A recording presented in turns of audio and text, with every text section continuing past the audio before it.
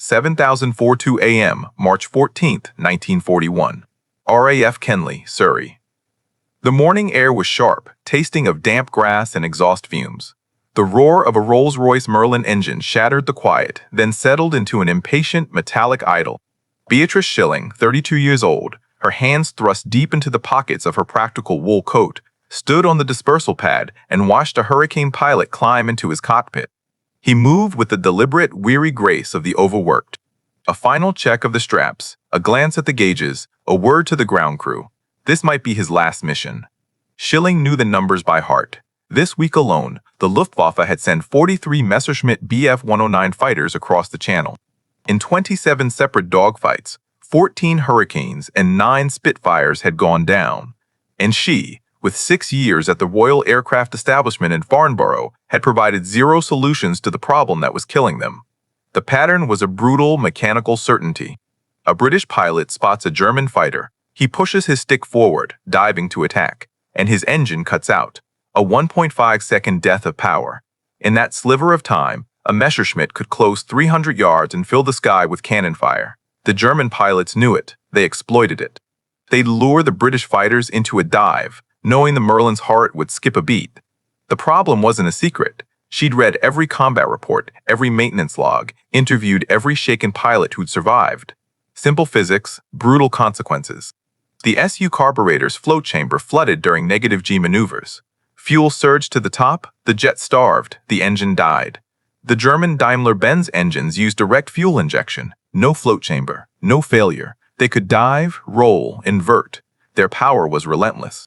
Squadron leader Peter Davies, 24 years old, walked past her towards the waiting Hurricane. 41 combat missions. 3 confirmed kills. He'd reported engine failure twice in the past month. He nodded at Schilling, a perfunctory courtesy.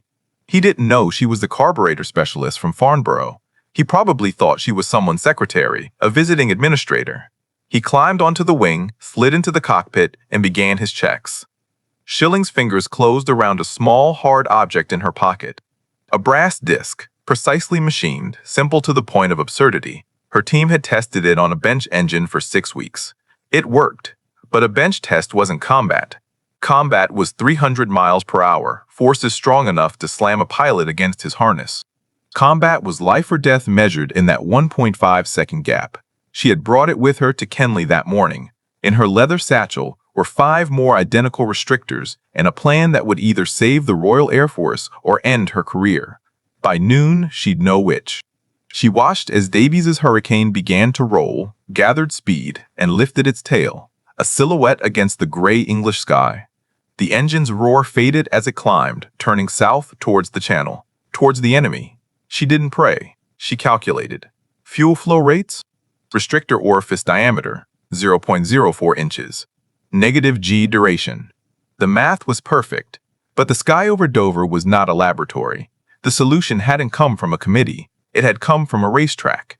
Before the war, Beatrice Schilling wasn't just an engineer. She was a champion motorcycle racer. At Brooklands, pushing her Norton to 106 mph average, she learned how engines lived and died under extreme stress. She felt what they needed, the precise fuel mix in a high G-turn, the throaty complaint of a starved carburetor on a sudden acceleration. That intuition was her secret weapon. In the cluttered, oil-scented workshop at Farnborough, surrounded by men who were often skeptical of the woman in the lab coat, she attacked the problem not as a theoretical puzzle, but as a mechanical failure. The float chamber flooded because fuel flow was unrestricted when gravity reversed. So, restrict it. Not completely, just enough to prevent the surge. A brass disc with a hole, a washer. She machined the first one herself. A thimble-shaped restrictor, 0.125 inches in diameter, with a 0.04-inch hole. 17 iterations followed on the lathe, each tested, measured, and noted. Too large, and it was useless. Too small, and the engine would starve at full throttle, a different kind of death sentence. Finally, she simplified it. A flat washer. Easier to make, easier to install, easier to replace. The bench tests were promising. Simulated negative G conditions, and the modified carburetor didn't flood. But the Air Ministry moved with the speed of a glacier. Rolls-Royce was designing a pressure carburetor, the proper solution, but it was years away. Pilots were dying now. Every morning, Young men like Davies climbed into their cockpits knowing their own engine might betray them before the enemy did. Schilling decided to bypass the bureaucracy. She would ask for forgiveness, not permission. She had a contact at Kenley, Sergeant William Cooper, a ground crew chief with 3 years on Merlins and 19 pilot funerals etched in his memory. He didn't need lengthy explanations. When Schilling showed him the brass washer and her plan, he just nodded, his face grim. He owed her a favor from a previous technical consultation, but more than that, he owed it to the pilots. As Davies's Hurricane dwindled to a speck, Schilling and Cooper stood on the tarmac. The routine sounds of the active station, the shout of mechanics, the whine of a starter motor, the rumble of a fuel truck, formed a dissonant orchestra around their silence. She had not told the squadron commander. She had not told Davies. There was no paperwork, no authorization. If the restrictor failed and Davies died, it would be her fault alone. A court-martial offense, possibly prison. Her mind raced back to the installation an hour before. The Hurricane on the dispersal pad, its engine already warm. Cooper, swift and sure, disconnecting the fuel line between pump and carburetor.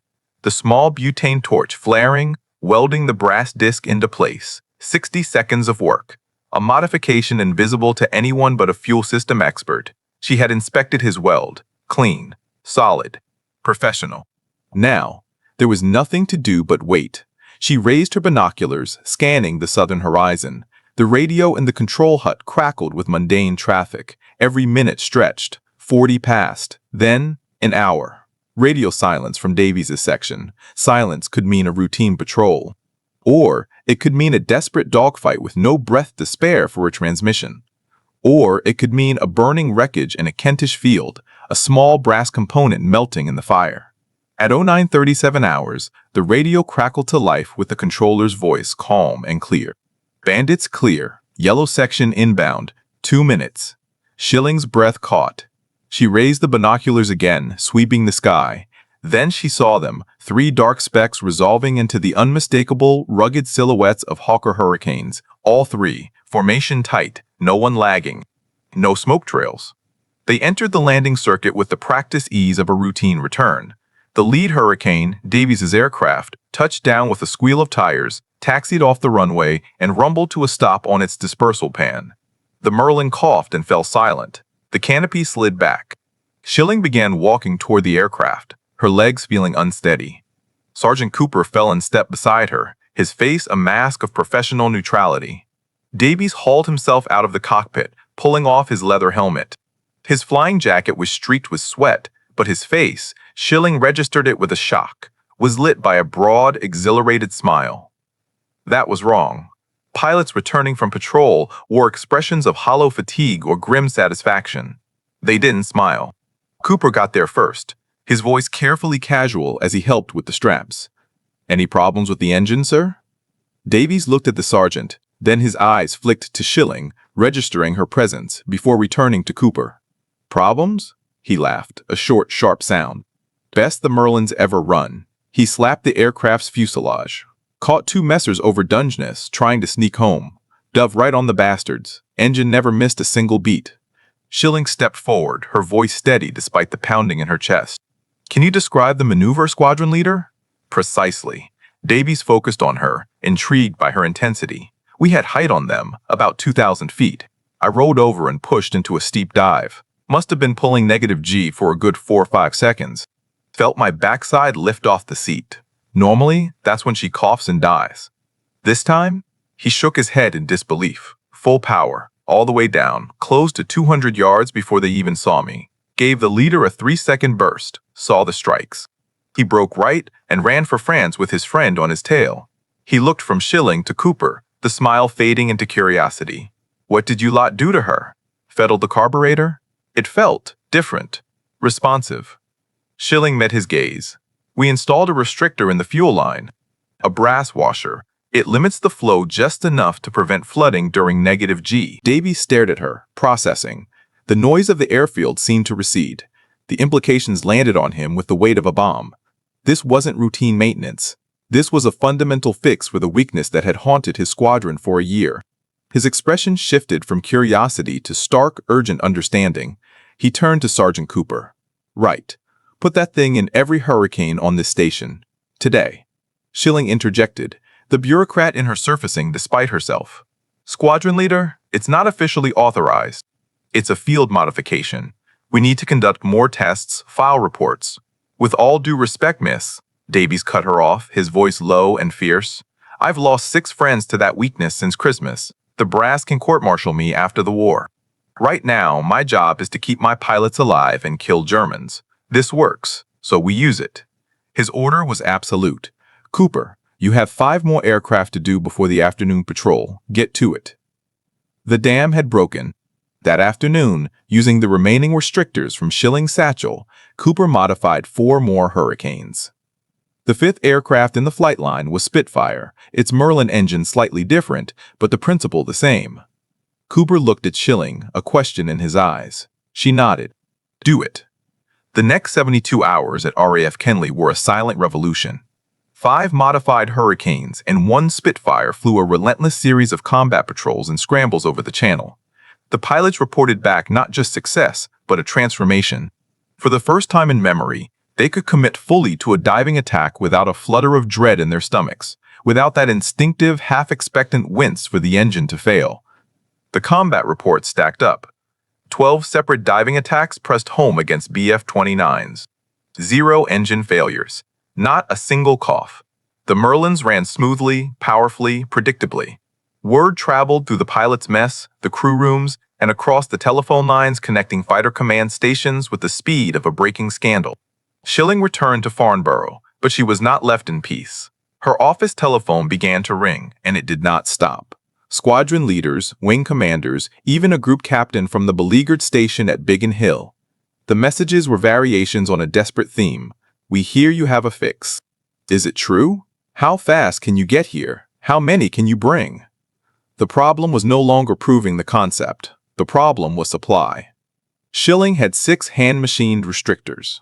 Fighter Command had thousands of Merlin engines. She needed official sanction, funding, and industrial production. She drafted a report that was a model of concise, brutal clarity, the problem defined, the solution described, the field test results tabulated. She bypassed layers of middle management and, leveraging the urgent calls from frontline commanders, got it directly to a senior liaison officer at the Air Ministry. The response was breathtakingly fast. In 4 days, she received authorization.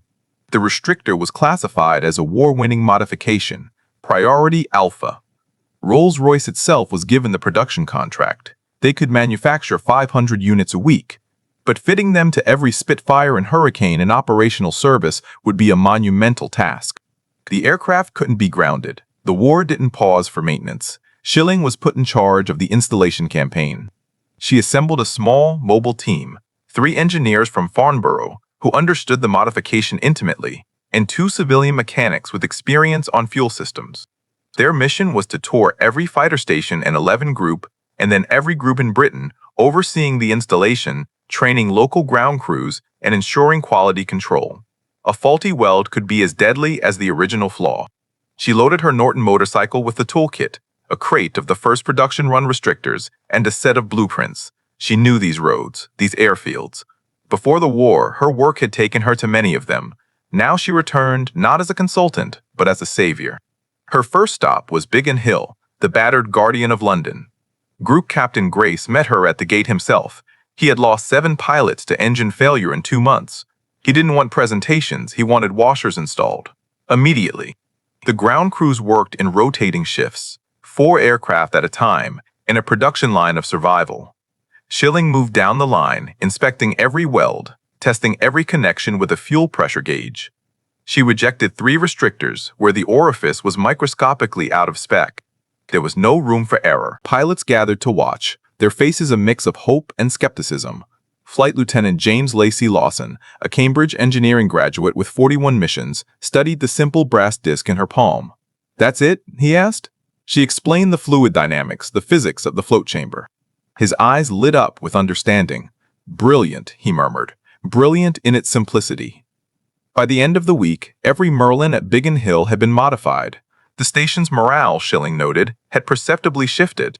The fear in the pilot's eyes was being replaced by a hard, sharp edge of confidence. The modification spread like a beneficial virus, traveling through fighter command faster than official memos. As Schilling and her team moved from Biggin Hill to Hornchurch, then Northolt, then Tangmere, the same scene repeated. Initial wariness from overworked ground crews, intense scrutiny from battle-hardened pilots, followed by swift installation and almost immediate operational validation. The brass washer needed a name. In the earthy, gallows humor culture of the RAF, it was inevitable. The christening is credited to Sir Stanley Hooker, the brilliant chief engineer of Rolls-Royce's supercharger division. During a technical meeting, referring to the precise little hole, he called it Miss Schilling's orifice. It was crude, slightly inappropriate, and perfectly memorable. The nickname swept through hangars and pilot messes from Kent to Scotland. Schilling, who had spent years working alongside RAF men, understood the psychology. If a bawdy nickname helped them remember the modification and accept it, she welcomed it. She'd been called worse by engineers who didn't believe a woman belonged in a lab. By mid-April 1941, the effect was being felt not just in pilot confidence, but in hard, statistical reality. Fighter Command's meticulous combat analysts began to see a dramatic shift. Before the restrictor, engine failures during negative G maneuvers were reported in nearly 40% of diving attacks. In April, that number plummeted to less than half of 1%. The kill-to-loss ratio told the story even more starkly.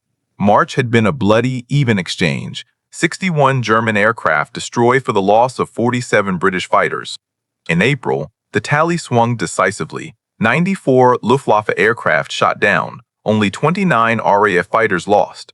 The restrictor wasn't the sole reason, but every squadron commander swore it was the key.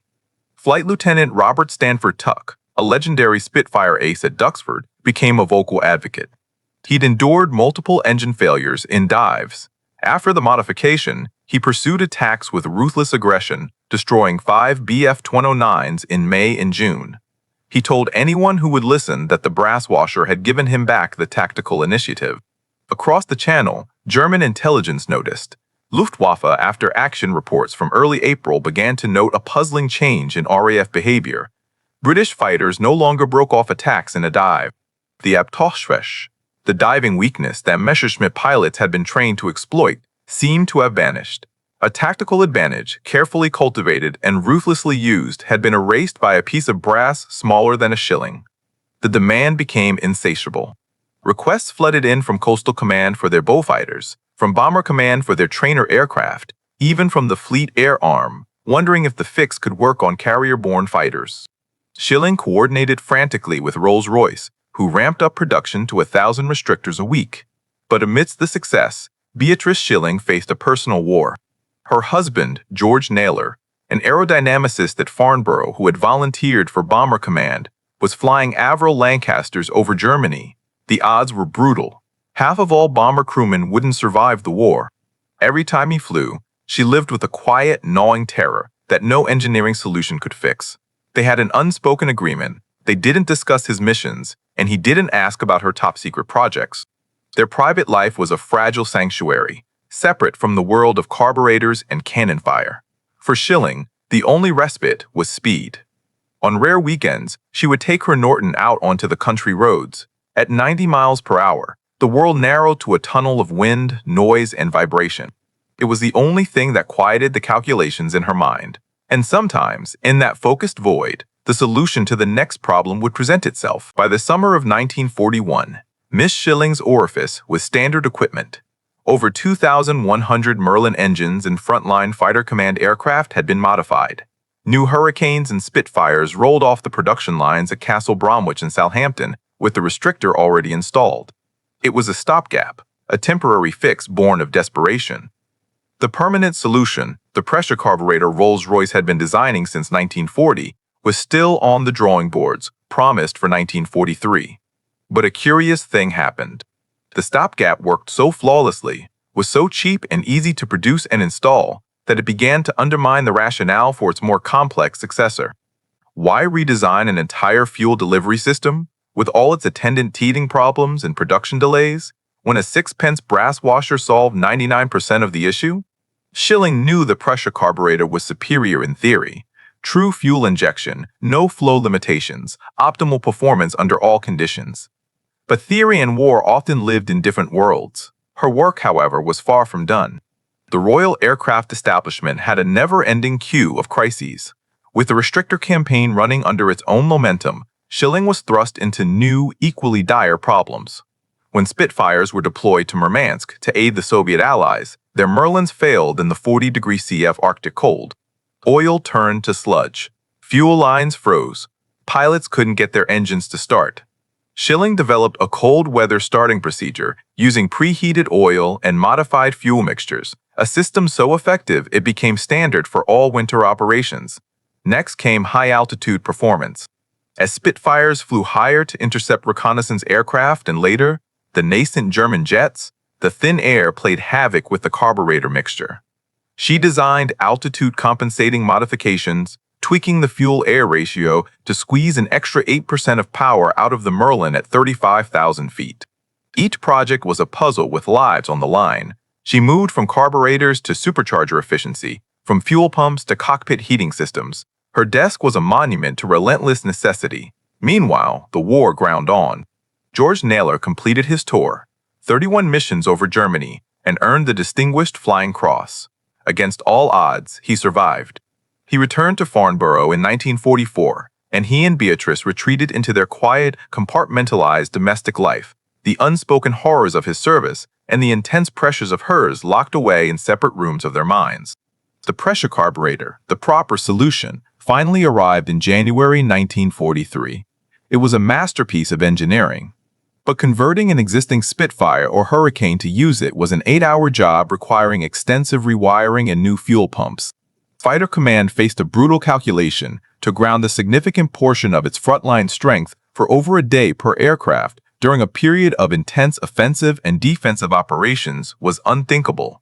The order came down, new production aircraft would get the pressure carburetor. The existing fleet would keep Miss Schilling's orifice. And so, the humble washer fought on. Through the dogfights over Dieppe, through the Channel sweeps, through the D-Day landings and the bitter battles over the Normandy beachhead, thousands of Merlins relied on that simple disc of brass. Many would carry it until the end of the war in Europe. Pilots trusted it. Ground crews understood it. It had earned its place. In the engineering offices at Farnborough and Rolls-Royce, Beatrice Schilling's fix was studied with a kind of reverence. It was a classic of the KISS principle. Keep it simple, stupid, applied under the most extreme pressure imaginable. It had cost almost nothing, was implemented in weeks, and had saved countless aircraft and pilots. It was, quite possibly, the most cost-effective and life-saving modification of the entire war. With the European War over in May 1945, the relentless emergency at the Royal Aircraft Establishment began to ease. The pace shifted from frantic, life-or-death innovation to peacetime research and development. For Beatrice Schilling, the nature of the problems changed, but her dedication did not. She had no desire to leave Farnborough. Engineering was her language, her way of engaging with the world. The post-war years were a testament to her versatility. The woman who had saved the Hurricane now worked on Britain's first ballistic missile, the Blue Streak program, tackling the fiendish complexities of high-altitude fuel delivery for a rocket engine. When jet aircraft accidents revealed a new danger, hydroplaning on wet runways, she applied her understanding of fluid dynamics and friction, publishing groundbreaking papers that helped redesign landing gear and tire systems, saving a new generation of pilots from a different kind of stall. She even lent her skills to the Royal Air Force Olympic bobsled team, her analysis of aerodynamics, weight distribution, and friction on ice resulting in a safer, more competitive sled. It was far removed from carburetors, but the core principles were the same: identify the forces at play and design a solution that managed them. Formal recognition came in 1948 when King George VI appointed her an Officer of the Order of the British Empire, OBE. She accepted the honor at Buckingham Palace with characteristic quiet dignity, wore the medal for the ceremony and the photographs, and then returned to her workbench at Farnborough the next morning. The ceiling for a woman in the post-war civil service, no matter how brilliant, was painfully low. Senior administrative directorships were reserved for men. Schilling seemed unbothered. She preferred the tangible world of problems and solutions to the abstract world of policy and meetings. Her private sanctuary remained her vintage Norton motorcycle.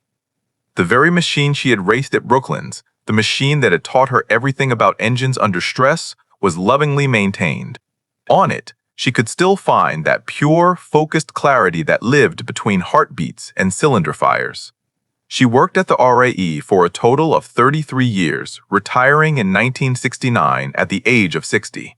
Her career was a catalog of quiet, crucial contributions across aerospace engineering. But history, and the men she had saved, kept returning to one single early act of defiant brilliance. In retirement, she and George enjoyed a quiet life. She restored vintage motorcycles, occasionally raced at classic events, and always maintained her Norton. The connection between hand, mind, and machine never faded. Beatrice Schilling died on November 18, 1990, at the age of 81. Her obituaries in the Times and the Telegraph led, inevitably, with the story of the restrictor, the war-winning modification. The OBE, the rocket research, the bobsleds, all were footnotes to the tale of the brass washer. But in the decades that followed, a fuller appreciation of her legacy began to emerge. It wasn't just about a single fix. It was about a mindset. The legacy of Beatrice Tilly Schilling did not fade into the archives. Instead, it crystallized into a powerful engineering parable. The restrictor itself became a revered artifact. Original examples were mounted in display cases at the Royal Aeronautical Society, at the Brooklands Museum, and in engineering faculties at universities from Imperial College London to MIT. It was presented not as a relic of war, but as a timeless teaching tool. Here is elegance. Here is simplicity. Here is a solution born of profound understanding, not complex over-design. Her story resisted the anonymity of the wartime collective. Pilots who had flown with Miss Schilling's orifice told their children and grandchildren. Historians of technology, digging past the tales of aces in aircraft, highlighted her work as a pivotal, yet almost invisible, turning point in the air war. Keith Maddock, a chief engine fitter who had worked at Farnborough, said it plainly decades later. That young woman helped us win the war. Of that, there is no doubt. The 21st century saw a wave of long overdue recognition. In 2011, a pub in Farnborough was renamed the Tilly Schilling. In 2015, the Brooklands Museum acquired her treasured racing trophies and badges. In 2018, Winchester Heritage celebrated her as one of Hampshire's most extraordinary women. The most significant tribute came in 2019, when Royal Holloway, University of London, opened the Beatrice Schilling Building, a state-of-the-art facility for electronic engineering students. On March 8th of that same year, International Women's Day, the mayor of Woking unveiled a blue plaque at the local library, 110 years after her birth. These memorials honored more than just the inventor of a washer. They honored a pathbreaker. She had entered a field that did not want her, dominated by men who often doubted her, and she had succeeded not through confrontation, but through undeniable life-saving competence. She proved that the mind for the task had no gender. For engineering students, her story became a lesson in ethics and courage. She hadn't waited for permission.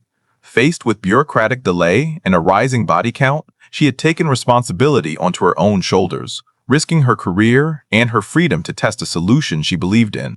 It was a masterclass in moral engineering, the obligation of the engineer to see the human consequence of a technical failure and to act. Beatrice Schilling's life ended as quietly as it had been lived, outside of the brief, blazing crucible of 1941. She left behind no children, but a lineage of ideas. Her legacy is not one of monuments, but of methodology. It lives on every time an engineering student is presented with her restrictor and asked, "How would you solve it?" It lives on in the principle that the most profound solutions are often born from a deep, intuitive connection to the problem, not from a labyrinth of complexity. Today, when you visit the Brooklands Museum and stand before her Norton motorcycle, or see her OBE medal in a display case, you are not just looking at artifacts of a person. You are witnessing evidence of a moment where one individual's clarity pierced through the fog of war. The tools are ordinary, a motorcycle, a lathe, a notebook. The outcome was extraordinary. So, the next time you hear the recorded snarl of a Rolls-Royce Merlin in a documentary, listen closely. In that sound, now a symbol of defiance and survival, there is a hidden frequency. It is the sound of a flaw being corrected. It is the sound of an engine diving without fear. It is the silent, metallic whisper of a brass washer doing its job, perfected by a racer, an engineer, a woman who looked at a killer of pilots and said, "No, not on my watch." Her story was rescued from silence. It was hidden in combat reports, in engineering logs, in the fading memories of old pilots. Stories like hers are why we dig through archives, why we listen to the echoes of the past. They remind us that history is not just about dates and treaties and generals. It is about the tinkerers, the thinkers, the problem solvers whose names don't always make the headlines, but whose actions ripple through time, saving lives in bursts of forgotten brilliance. If this story of quiet courage and engineering genius moved you, do me a favor, hit that like button. Every single like tells YouTube's algorithm that these forgotten histories matter, that they deserve to be seen. Hit subscribe and turn on notifications. We are a channel dedicated to rescuing stories like Beatrice Schilling's from the dust of archives. Stories of real people whose ingenuity changed the world from the shadows. Now, drop a comment. Tell us where you're watching from. Are you in Texas following a love of history? In Germany? Engaging with the past? In Japan, the United States, Australia? Our community spans the globe, and every comment, every shared location connects us. Tell us if someone in your family served. Tell us what you took from Tilly's story. Just let us know you're here, that you're listening. Thank you for watching, and thank you truly for helping to ensure that Beatrice Tilly Schilling, the racer, the engineer, the savior of pilots, does not fade back into silence. She, and so many like her, deserve to be remembered.